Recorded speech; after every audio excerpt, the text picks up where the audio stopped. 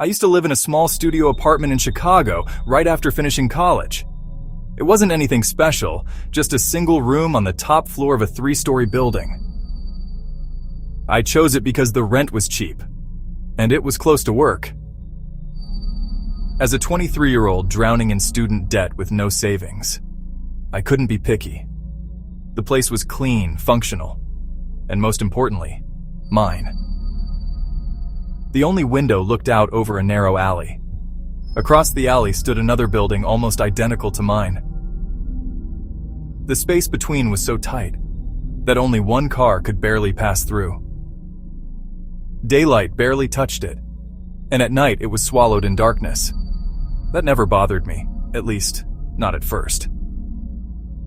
I was bartending at a lounge up north, working late nights, usually getting home around 2:30 or 3 a.m. I'd make a quick snack, scroll on my phone, and crash. About a month after moving in, something strange happened. I had just come home, kicked off my shoes, and flipped on the overhead light, when I thought I saw movement in the window across the alley. Just a quick flicker, maybe a curtain shifting. I froze, staring. But when I looked again, everything was still and dark. I brushed it off. Maybe I startled someone, or it was just a draft. The next night, it happened again. As soon as I turned on the light, the curtain across the alley shifted. This time I was sure I saw it. A hand pulling the fabric back just a bit, then letting it fall. Whoever was behind it stayed hidden. The apartment itself remained pitch black. That unsettled me because I had never once seen lights on in that unit. I'd always assumed it was empty. That night, I barely slept. Over the next week, I watched more closely. Every single night, without fail, the curtain moved within seconds of me turning on my lights. I started testing it, sometimes leaving my lights off and sitting silently by the window. When I did, nothing happened. But the moment I switched on even a dim lamp, the curtain twitched. Someone was watching me. That much was clear. I tried to reason it out. Maybe someone just liked looking out the window. But the timing was too perfect. It always coincided with my arrival. I asked my landlord about the unit, and he told me it had been vacant for months. When I pressed, asking if someone had recently moved in, he laughed and said I was being paranoid. I considered calling the cops, but how could I report a feeling? There was no proof, just a creeping dread that grew worse each night. Then one night, everything escalated.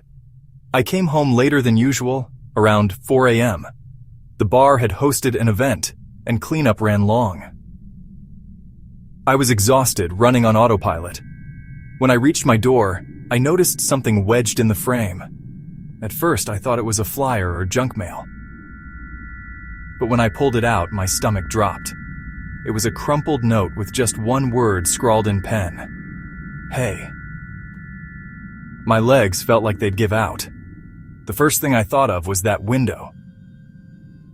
I ran to it and looked across. The curtain was drawn tight. No movement.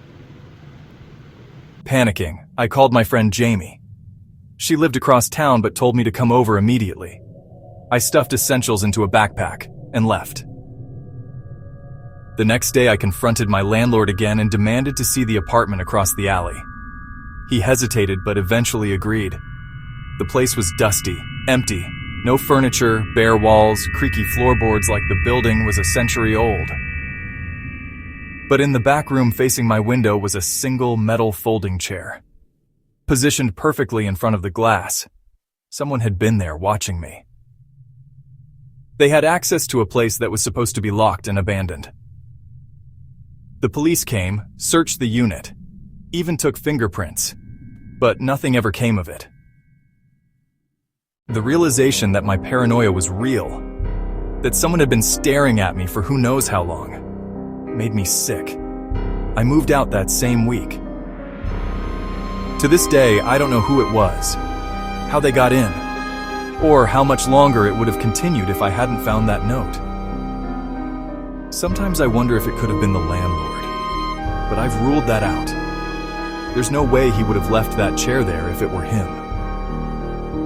I still dream about that window, and some nights I wake up certain that somewhere, someone is still watching me.